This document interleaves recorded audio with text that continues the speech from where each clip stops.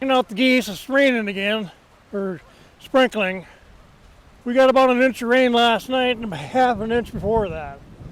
We're going to get some more storms today. Mississippi's up major flooding up by La Crosse.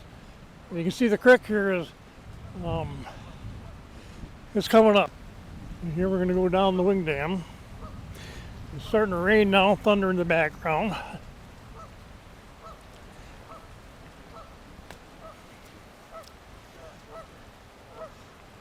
See if I can zoom in. A